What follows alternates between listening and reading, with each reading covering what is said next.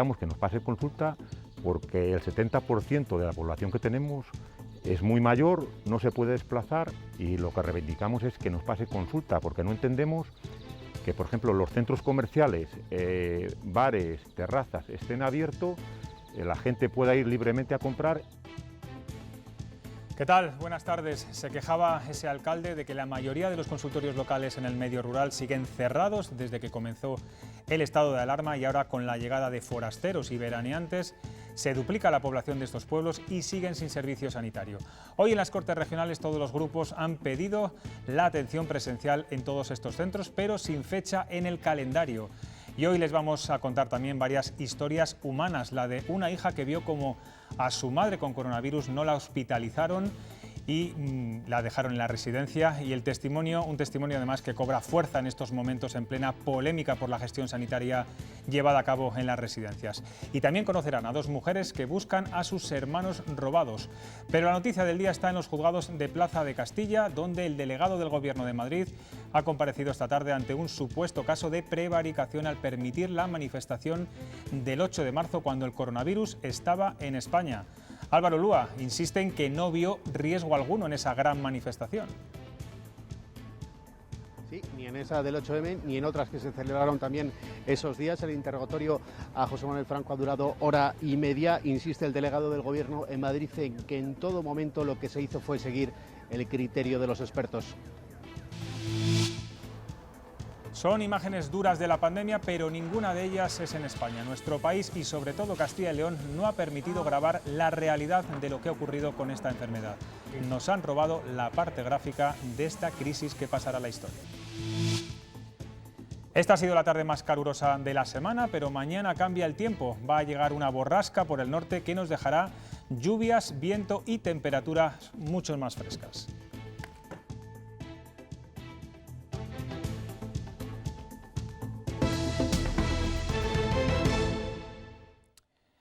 20 alumnos por aula en infantil y pupitres a una distancia de 1,5 metros entre los alumnos.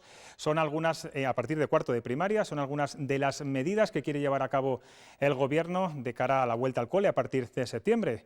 Pero, María Ramos, no todos los colegios están preparados para poder llevarlas a cabo.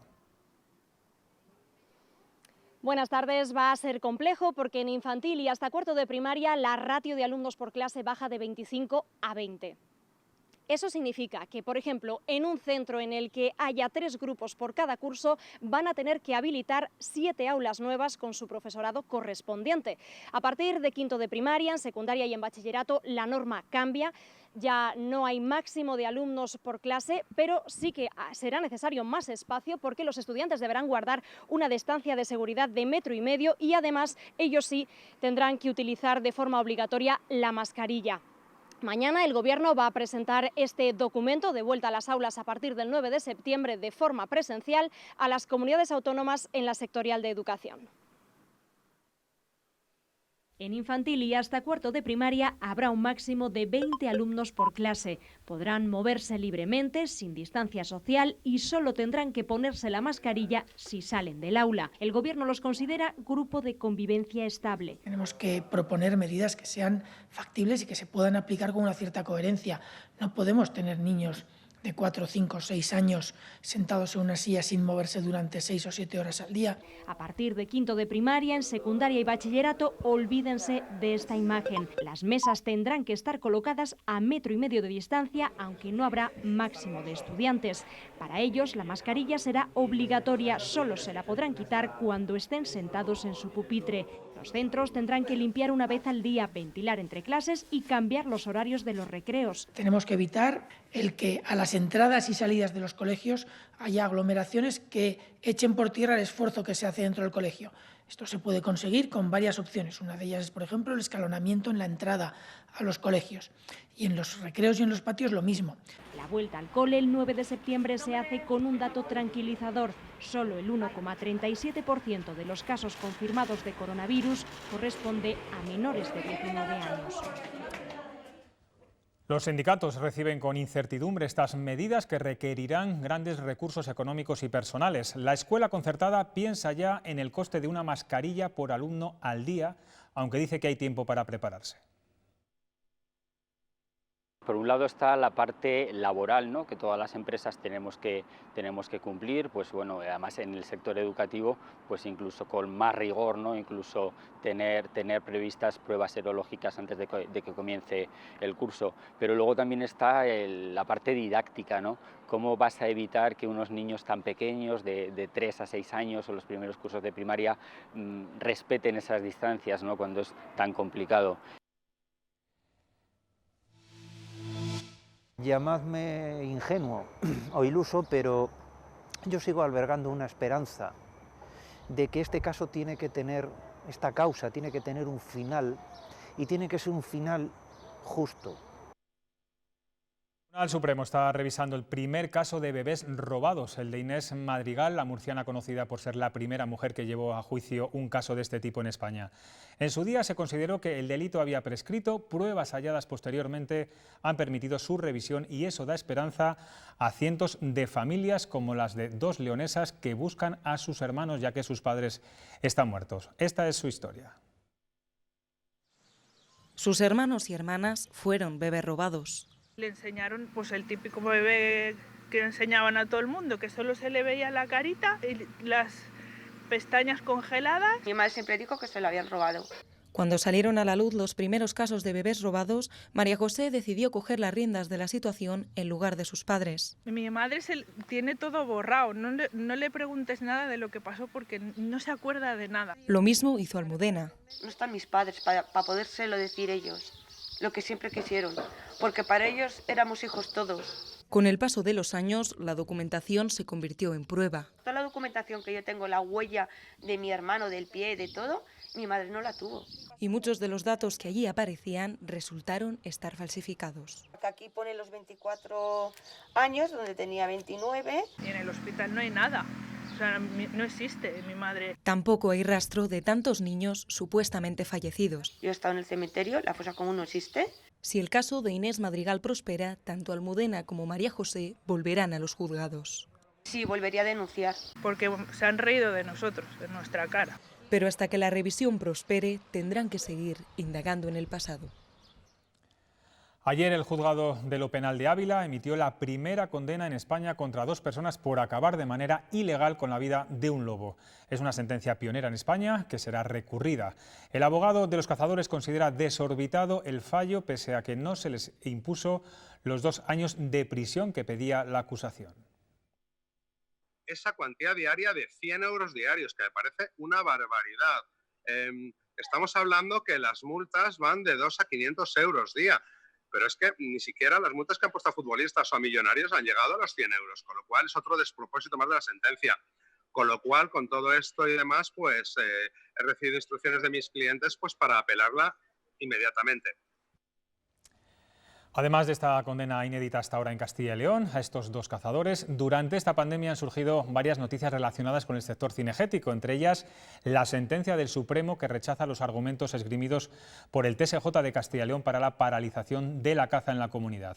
De todo esto y de la caza durante esta crisis vamos a hablar con el presidente de la Federación de Castilla y León, Santiago Iturmendi, que nos escucha desde Burgos. Buenas tardes. Hola, buenas tardes.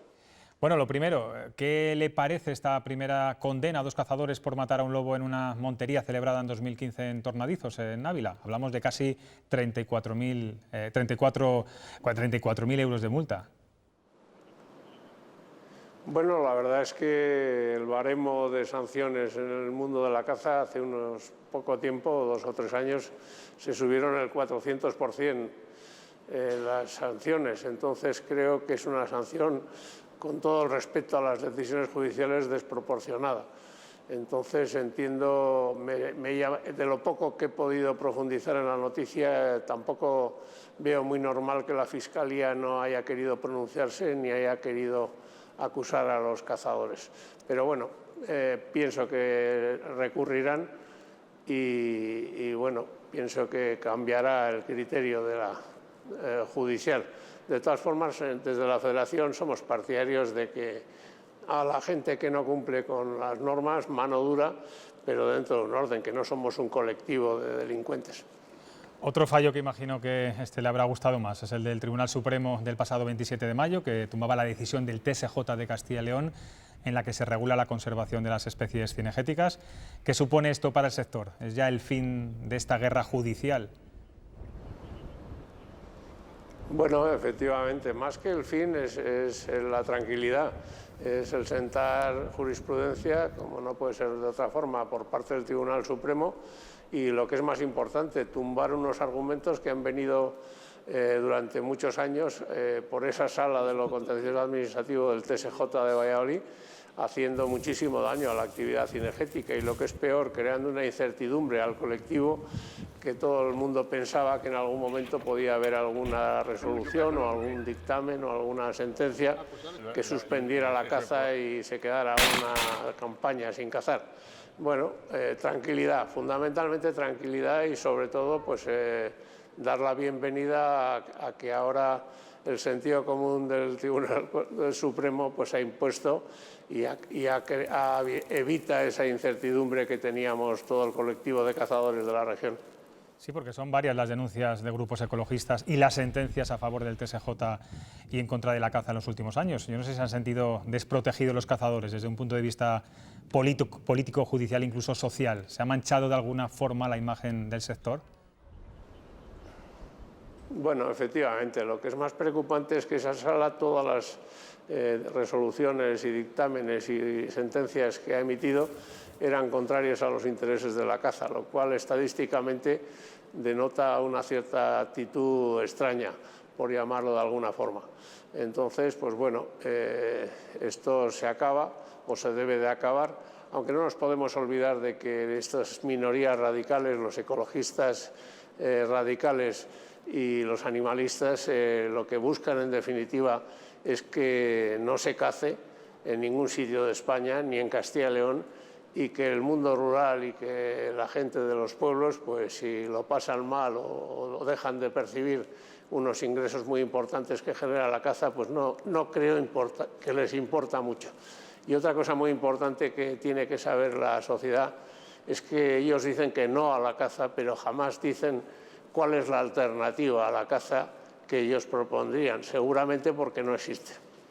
Sí, el estado de alarma ha impedido la caza de especies para ustedes muy importantes y valiosas, como por ejemplo el corzo, y al estar prohibidos los desplazamientos de unas provincias a otras también pues se ha dejado de ingresar mucho dinero. Todo eso está teniendo ya repercusiones económicas, sobre todo en el medio rural. Hablamos de que solo en Castilla y León hay 100.000 licencias. Sí, por supuesto que ha generado unas pérdidas muy importantes para los ayuntamientos y sobre todo para las sociedades y clubs y cotos de caza de la región, que tienen muchísimos cazadores que vienen de otras comunidades, de otras provincias, incluso del extranjero. Pues bueno, pues la situación de la pandemia ha hecho que toda esa gente no se haya podido desplazar hacia nuestros cotos, y evidentemente no se ha podido cazar los corzos que estaban autorizados desde el 1 de abril, y los permisos de daños llegaron un poco tarde, lo cual quiere decir que va a haber unas poblaciones de animales muy superiores a lo normal en este mes de julio que tenemos a continuación, y yo lo he dicho ya en varios medios. Invito a la prudencia en las carreteras, porque nos vamos a llevar más de una sorpresa cuando salgamos todos los urbanitas de las ciudades con nuestros coches y nos encontremos con que los animales hay más y con un comportamiento además muy peculiar que están teniendo, que lo ha producido pues la no presencia del ser humano en el medio natural. Pues importante ese mensaje de prudencia en la carretera ante la posibilidad de que haya más especies circulando por muchas de ellas. Santiago Iturmendi, presidente de la Federación de Caza de Castilla y León, gracias por atendernos. Gracias a vosotros.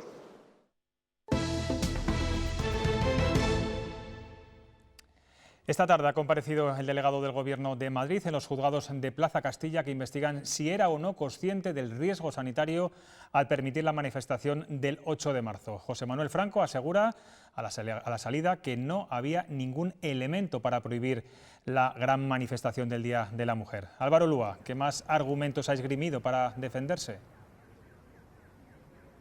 Durante los más de 90 minutos, José Luis, que ha durado la declaración ante la juez instructora, el delegado del Gobierno ha insistido en que en todo momento se siguió el criterio de los expertos. José Manuel Franco insiste en que no hay certeza científica que relacione el 8M con el pico de contagios durante la pandemia.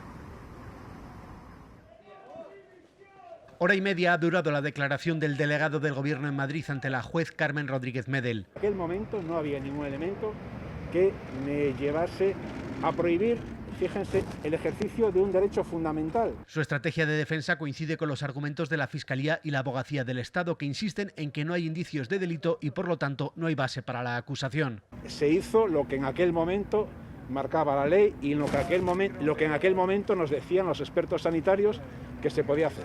José Manuel Franco está siendo investigado por un presunto delito de prevaricación administrativa en relación con la celebración de manifestaciones entre los pasados 5 y 14 de marzo, entre ellas la multitudinaria Marcha Feminista del 8M. No está acreditado bajo ningún concepto que el incremento de casos que se dieron el día 9 tuviesen que ver con la manifestación del día 8. Además del delegado del Gobierno, esta tarde también han respondido como testigos en el Juzgado de Instrucción 51 de Madrid técnicos de la propia delegación del Gobierno. En plena polémica sobre la orden de evitar trasladar a los ancianos a los hospitales, en el caso de Castilla y León, la Fiscalía investiga un documento de la Junta, ya que murieron 1.723 mayores en las residencias. Hoy les contamos el testimonio de Ana. Ella luchó para que trasladasen a su madre contagiada de coronavirus a un hospital y tuvo que sacar a su padre del centro para evitar su muerte.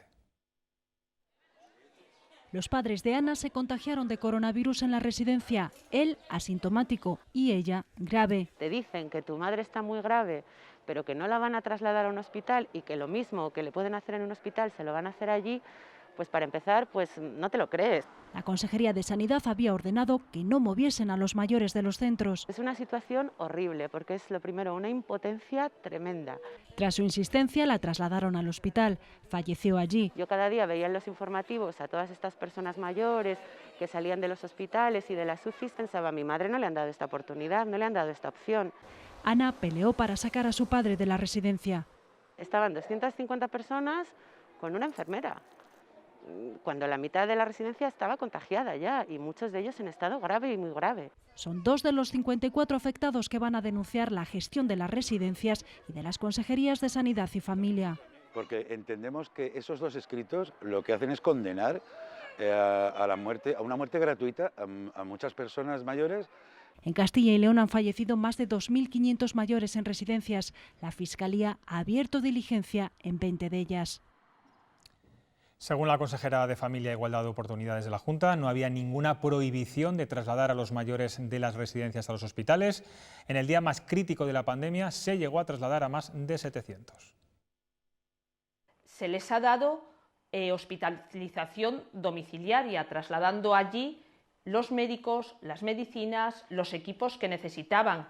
Y cuando el criterio médico lo ha decidido, se ha trasladado a estas personas a los hospitales. La mayoría de las muertes de personas de más de 65 años durante la crisis del coronavirus se ha producido en las residencias, no en los hospitales. Según el avance de una investigación de la Deusto Business School, en 9 comunidades autónomas más de la mitad de los decesos de ancianos se dieron en estos centros. Donde más, en Aragón. Allí el 90% de los mayores falleció en su residencia.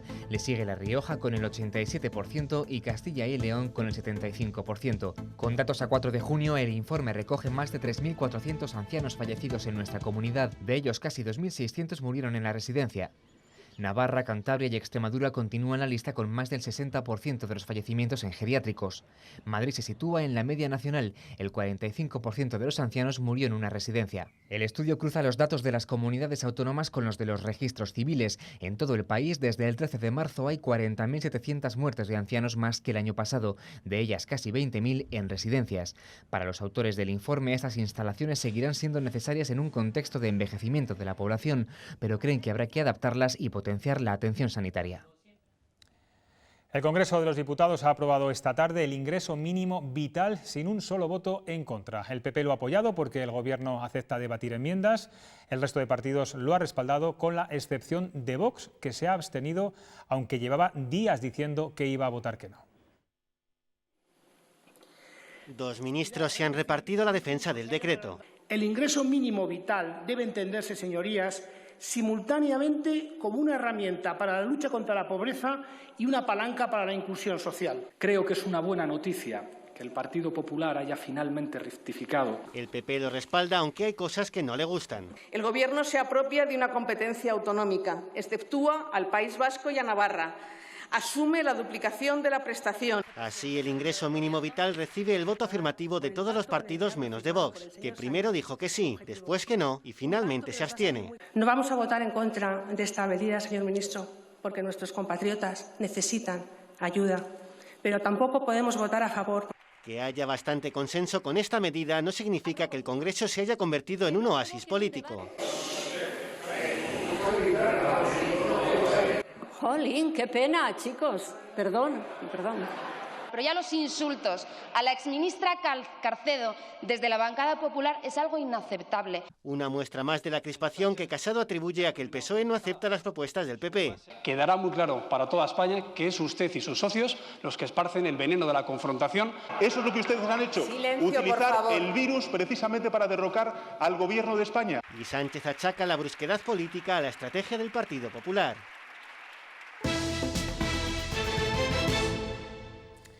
Muchos consultorios rurales siguen cerrados desde el estado de alarma y la llegada del verano ya empieza a preocupar a muchos alcaldes y vecinos.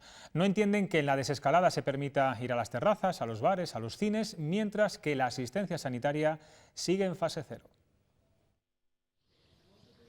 Este consultorio de Tiedra lleva cerrado desde el estado de alarma. Iban a reabrirlo en el mes de julio, pero ahora Sanidad les comunica que hasta octubre no habrá servicio médico en el pueblo. El alcalde, ante la indignación, ha remitido una carta a la consejera, Verónica Casado. Que los intenten abrir a la mayor brevedad posible, entre otras cosas porque nos metemos en verano cuando más gente tenemos. Para poder ir a una consulta, un vecino de este pueblo tiene que desplazarse 8 kilómetros hasta Mota del Marqués, pero aquí aseguran que las consecuencias de estos cierres van más allá. Para la gente mayor el médico es un referente, muchas veces es al que le cuentan cosas que no tienen nada que ver con su patología. En la misma situación se encuentran los pueblos de la zona básica de salud de Alaejos, donde 5 de los 6 consultorios médicos siguen cerrados. Tan solo atienden en Castronuño o bien en el centro de salud de Alaejos. El 70% de la población que tenemos es muy mayor, no se puede desplazar. Los centros comerciales, bares, terrazas estén abiertos, la gente pueda ir libremente a comprar.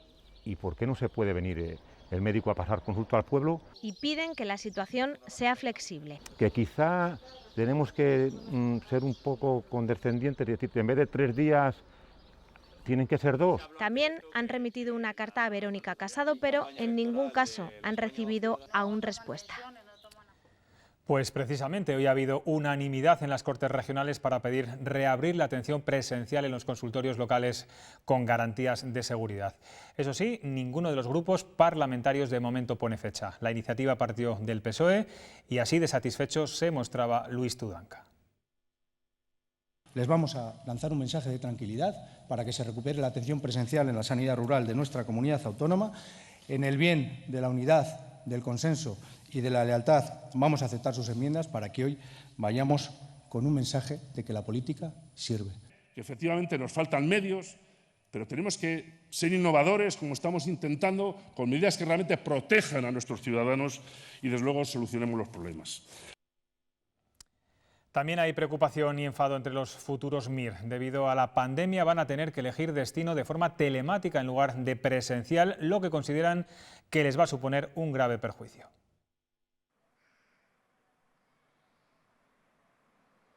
Este año será imposible elegir plaza MIR en el Ministerio de Sanidad de forma presencial. Tendrán que hacerlo finalmente por vía telemática, algo que para los futuros residentes les resta derechos. Ya conocemos el calendario de elección. Comenzarán haciéndolo los de las titulaciones de Física, Química, Biología, Psicología y también Farmacia el 25 de junio. Un día después lo hará la Enfermería y será el 2 de julio cuando elijan plaza y especialidad los médicos, los que salen de facultades de de medicina como esta de Valladolid en la que nos encontramos. Castilla y León oferta 576 plazas MIR. Ellos eligen ahora su futuro, eligen la especialidad a la que se dedicarán en su carrera profesional y se incorporarán a los centros sanitarios en el mes de septiembre. El rebrote de coronavirus en el País Vasco va a más. En el hospital de Basurto, en Bilbao, se ha registrado un fallecido por coronavirus. El paciente tenía patologías previas. También se han detectado 5 positivos más. Ya son 25 a las personas infectadas en este foco. 9 sanitarios, 12 pacientes y 4 personas que visitaron el centro. El río Pisuerga sigue siendo noticia. Continúan los trabajos de búsqueda de un hombre de 36 años que se lanzó ayer al río Pisuerga en Valladolid con claros síntomas de embriaguez. Óscar Villarroel, estás en ese punto. ¿Cuál es la última hora? Buenas tardes, pues la última hora es que no aparece el cadáver del joven de 36 años que, como bien decías, en la tarde de ayer intentó cruzar el río. Durante toda la jornada de hoy, bomberos y miembros de la Asociación de Salvamento y Rescate de Castilla y León han estado buscándolo, se han dividido el trabajo. Unos han buceado, mientras que otros han vigilado las orillas. El caso es que ninguno ha encontrado ningún indicio del cadáver. Hay varios problemas que rodean a esta búsqueda. Se ha acotado una zona de agua con 3 boyas porque es donde los testigos dicen que vieron hundirse el cuerpo de este joven. El problema es que esa zona, en el fondo, tiene un gran tronco que está dificultando el trabajo de los buceadores. Mañana, cuando se retomen las labores de búsqueda, lo primero que habrá que hacer es retirar ese tronco. Nos dicen los expertos también que hay otro problema, que es la temperatura del agua. Para que un cuerpo de un ahogado emerja a la superficie, ayuda a que haya agua caliente, porque eso ayuda a su descomposición. Sin embargo, los expertos buceadores nos dicen que estos días el agua del Pisuerga es muy fría y eso está haciendo que pueda conservar mejor la temperatura del cadáver y retrase su descomposición y, por lo tanto, también su subida a flote.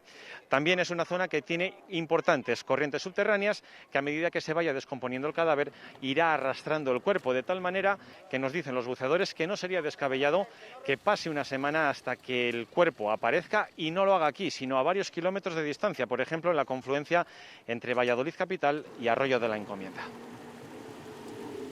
Gracias, Óscar. El Ayuntamiento de Ponferrada ha aceptado la renuncia de Pedro Muñoz como concejal en su primer pleno tras su detención. Está en prisión, acusado de intento de homicidio de su mujer, que está muy grave en el hospital. Este lunes salió de la cárcel durante unas horas para realizar una reconstrucción de los hechos.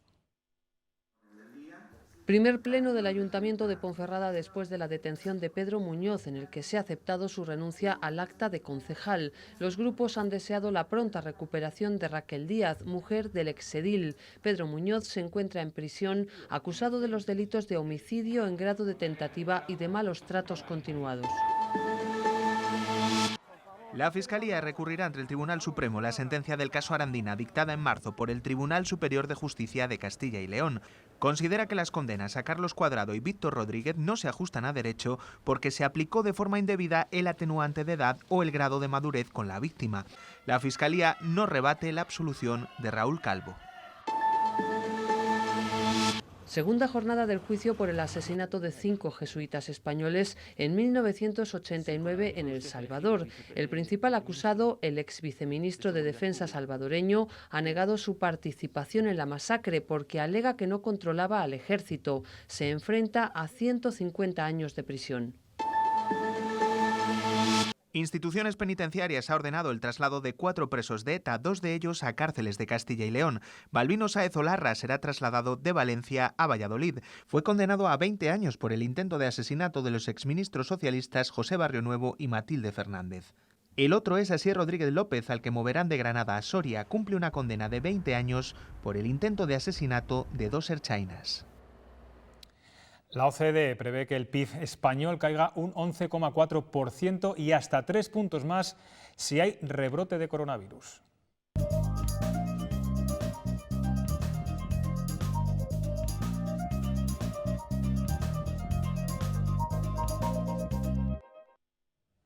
Sería la economía más castigada de Europa. El escenario es significativamente más pesimista que el del gobierno español y la Comisión Europea. Donde más lo notaríamos sería en la renta per cápita, porque anticipa un descenso de casi un 10%.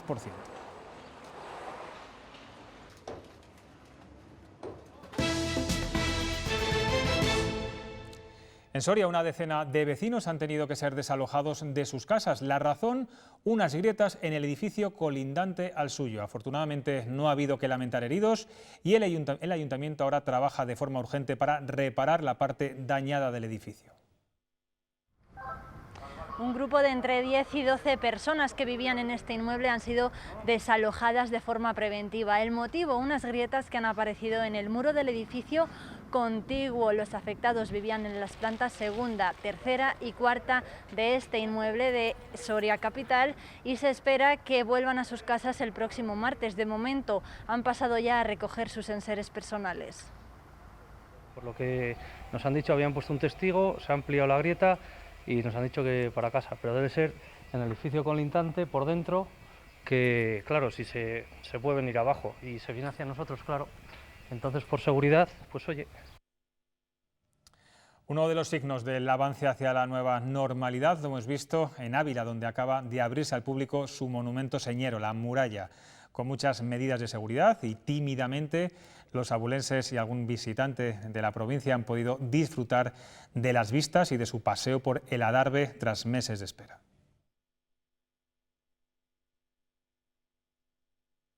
El principal monumento de la capital abulense, su muralla, ha reabierto su acceso este miércoles después de 3 meses de clausura debido a la pandemia. Bien, es verdad que solo se puede recorrer un tramo del Adarve, el lienzo norte concretamente, y que también se han extremado las medidas de seguridad. Hay solo un acceso, solamente un sentido y 2 salidas. De momento, este recorrido es gratuito. Llevo 5 meses, cuando nació Lola. La niña, pues como no hemos hecho nada en estos meses, pues por lo menos que conozca pues, las murallas de su ciudad. Nos pusieron con el coronavirus en casa, pues no hemos podido. Así que hoy que hacía bueno, hemos dicho pues vámonos a verla. Pues fantástico, porque hay pocas cosas que hacer y así aprovecha uno la tarde y ve los monumentos que tiene Ávila, que son una maravilla.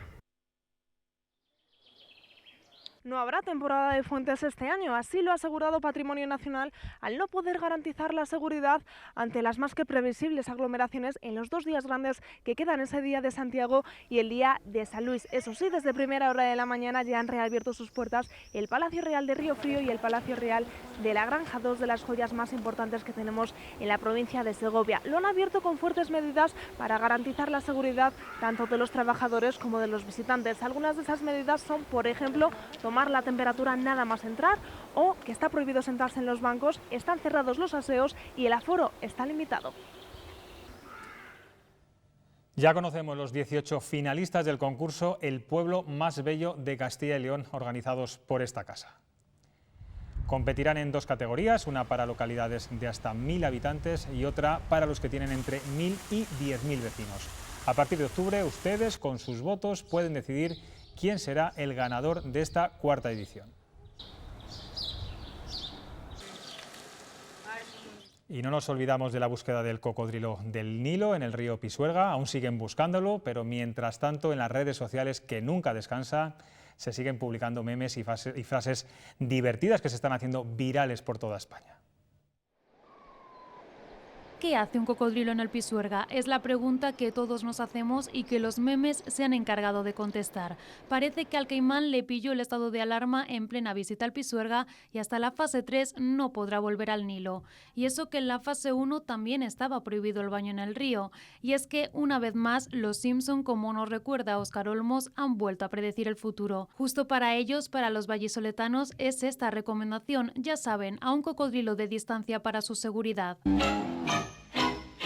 Pero lo cierto es que aún no sabemos nada de él, ni el que tenía atemorizado al capitán Garcio se escondía también. Pues nosotros nos hemos venido hasta aquí, hasta una de las orillas del río Pisuerga y de momento ni rastro de ese famoso cocodrilo. Aquí en Simancas hay disparidad de opiniones, hay vecinos que dicen que sus propios vecinos le han visto y otros que no se lo creen, pero lo cierto es que aquí se ha despertado la curiosidad, porque aquí miran, señalan y no dejan de mirar. Pienso que un cocodrilo es imposible que venga a Valladolid. Puede haber sido alguna broma de alguien. Yo verlo no lo he visto. Incluso están preparados por si aparece. Sí, digo, le hago una foto, pero si lo veo ya lejos, si no, no. Pero, ¿dónde está el caimán? Se va el caimán, se va para Tordesillas. En Tordesillas o no, de momento no sabemos dónde está. Se le ha visto por la orilla.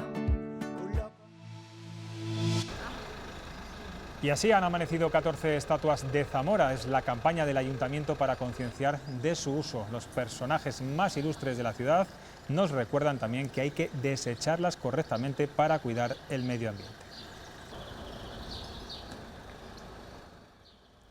La pandemia del coronavirus en España y sobre todo en Castilla y León no la hemos podido contar como nos hubiera gustado. Por supuesto que siempre desde el máximo respeto a la intimidad, pero los medios de comunicación siempre hemos estado a metros de distancia y no hemos podido relatar todo lo que ocurría dentro de los hospitales. Un ejemplo, hemos visto imágenes de otros hospitales de campaña y aquí en el de Valladolid no ha sido posible. Así nos despedimos, enseguida llegan los deportes. Hasta mañana. Los aplausos de las 8 de la tarde de los propios médicos o enfermeros o personal sanitario que salía aquí no nos dejaban estar simplemente en esa plataforma. Podíamos haber entrado, como se han hecho en otras comunidades, por ejemplo, un fotógrafo o un medio cada día. En Castilla y León hemos trabajado a muchos metros del foco mediático. Sin embargo, sí que hemos visto lo que pasaba en el interior del IFEMA, el Hospital de Alcalá de Henares o el cementerio de la Almudena. Pero aún así en España nos faltan imágenes y nos hacemos preguntas. ¿Dónde queda el derecho a la libertad de información? ¿Qué pasó en la morgue del Palacio de Hielo? ¿Quiénes son las víctimas de esta pandemia? No tenemos ni siquiera sus nombres. La ley de protección de datos nos impide publicar una portada como la de New York Times.